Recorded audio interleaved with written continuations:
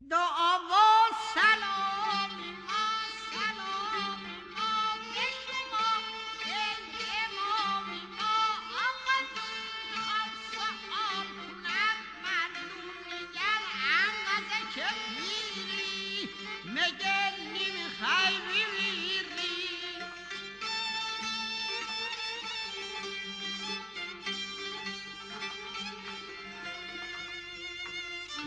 خفه شو احمق خر گربه نر راست میگن که تو خیلی خری شیخ حسین علی منتظری همه کشور آتش میگیرد اگر رهبر بمیرد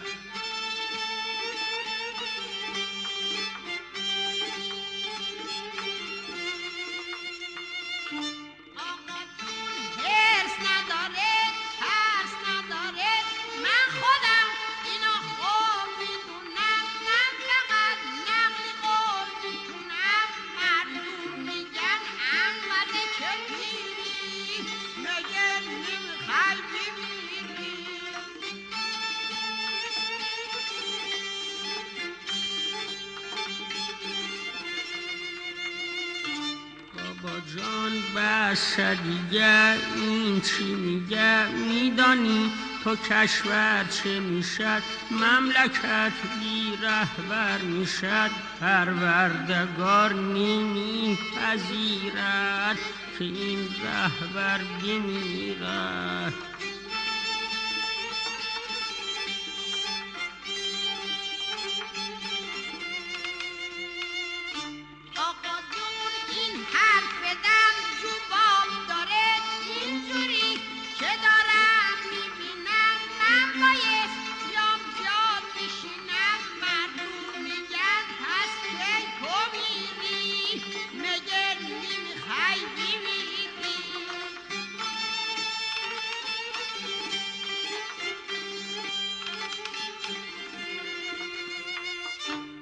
اگر من بمیرم احمق خر کی دیگر میخواد جنگ بکند اقتصاد را کی لنگ بکند اسلام ما اصلا میمیرد اگر رهبر بمیرد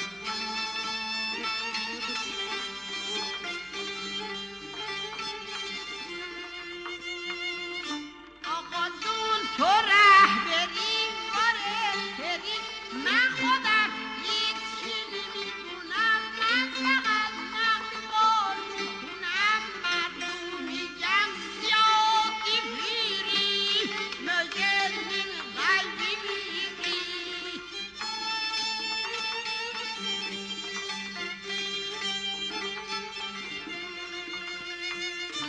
بابا جان اگر بگی دوباره بگی خداوند میگیرد جانت را گاز بگیر زود زبانت را خدا جان همه را میگیرد اگر رهبر بمیرد